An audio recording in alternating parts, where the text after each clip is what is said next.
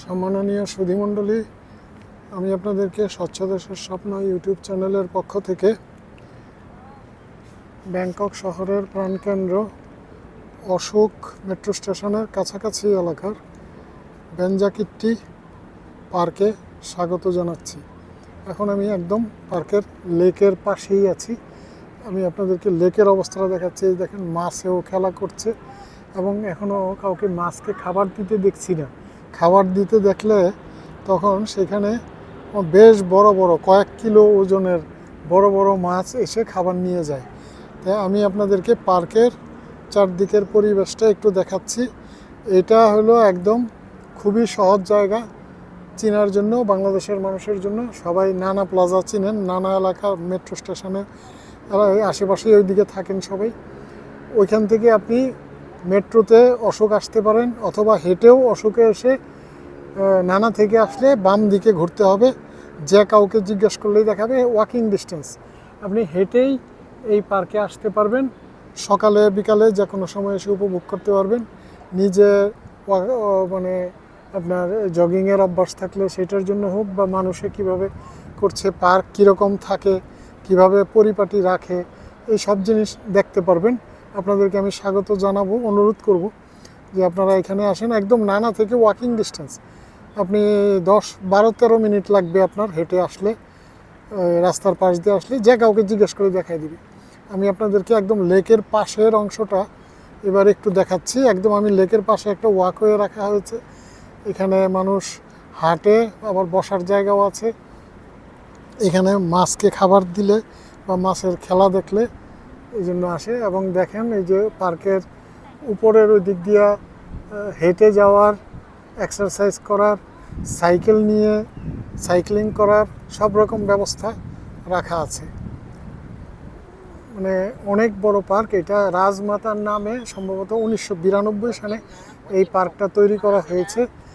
এত গুরুত্বপূর্ণ জায়গায় বিশাল বড় পার্ক, আপনারা দেখতেই পাচ্ছেন কত বড় জায়গা।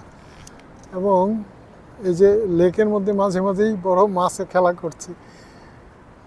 এখানে দেখাচ্ছি এখনও বিকাল, সন্ধ্যা হয়নি, সন্ধ্যা হইতে আরও 1 ঘন্টা সময় আছে। এখানে এই যে দেখেন, এই সাইড দিয়ে মানুষ অলরেডি আগের চেয়ে অনেক সংখ্যায় বেড়ে গেছে। যারা আশেপাশে এই এলাকায় থাকে তারা সবাই এখানে এই জগিং করতে বা শরীর চর্চা করতে চলে আসে, হাঁটতে চলে আসে। থাইল্যান্ডের মানুষ এবং অন্যান্য দেশের মানুষের তো স্বাস্থ্য সচেতনতা অনেক বেশি, এবং তারা মানে শরীর চর্চাটাকে জীবনের একটা স্থায়ী অংশ মনে করে, আমরা যেটা এখনও অভ্যাসে পরিণত করতে পারিনি। এই যে দেখেন, এখানে কিন্তু বসার জায়গা আছে, যার জন্য এখানে একটু প্রশস্ত বেশি। এক পাশে লেক আর এই পাশে পার্ক, কিন্তু ভিতরে আরও অনেক জায়গা আছে, অনেক বড় জায়গা। কিন্তু সবটা আপনাকে দেখানো, সবাইকে দেখাইতে গেলে অনেক সময়ের ব্যাপার। এবং আরেক পাশে তো আপনারা দেখতে আছেন সব গগনচুম্বী ভবন, সব 5 তারকা হোটেল এবং এরকম মানের সব অন্যান্য স্থাপনা, হোটেলই বেশি।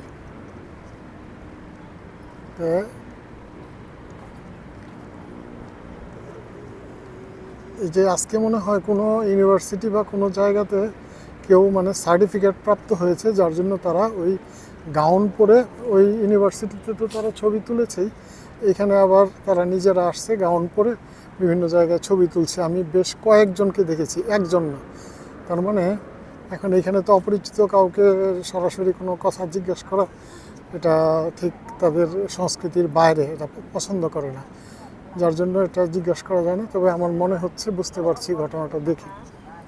তো এখন এই যে দেখেন, প্রত্যেকটা এই যে পাকা প্যাডগুলি, এই যে ফুল গাছ যেগুলি লাগানো আছে, বাগান বিলাস, এখানে কিন্তু প্রত্যেকটা পাকা, 2 সাইড দিয়ে খুবই সুন্দর করা মোজাইক করা প্যাড, এবং মাঝখানে হলো মাটি, এবং ওইখানে সার দিয়ে তারা এই গাছগুলিকে সংরক্ষণ করে,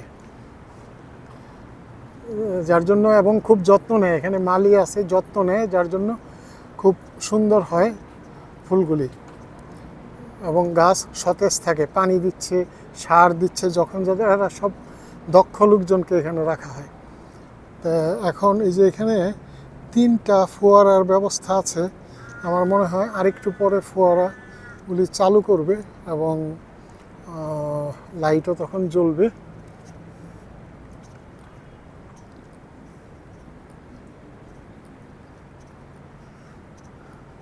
এখানে একটা বিশেষ শিল্পকর্ম করা আছে দেখা যাচ্ছে। এখানে গিয়ে আপাতত থামি। একই সাথে আমরা যারা এসে দেখবেন তো দেখবেন, আর যারা ভিডিওতে দেখছেন তারা বুঝতে পারছেন যে সবাই কত সুন্দর করে, এত হাজার হাজার মানুষ প্রতিদিন আসে, তারপরেও পরিচ্ছন্ন পরিপাটি থাকে। বিভিন্ন জায়গায় বাস্কেট দেওয়া আছে, ওয়াশ পেপার বাস্কেট ময়লা ফেলার জন্য, যাতে কেউ যেখানে সেখানে ময়লা না ফেলে, এটা কেউ ফেলে না। এইখানে এই যে থাই লেখা জিনিসটা ঠিক আমি বুঝতে পারছি না। তো আমরা আশা করব যে আমরাও এরকম আমাদের স্থাপনাগুলিকে পরিচ্ছন্ন রাখবো, পরিপাটি রাখবো এবং সুন্দর পরিবেশ বজায় রাখলে আমাদের মন এবং শরীর দুইটাই ভালো থাকবে।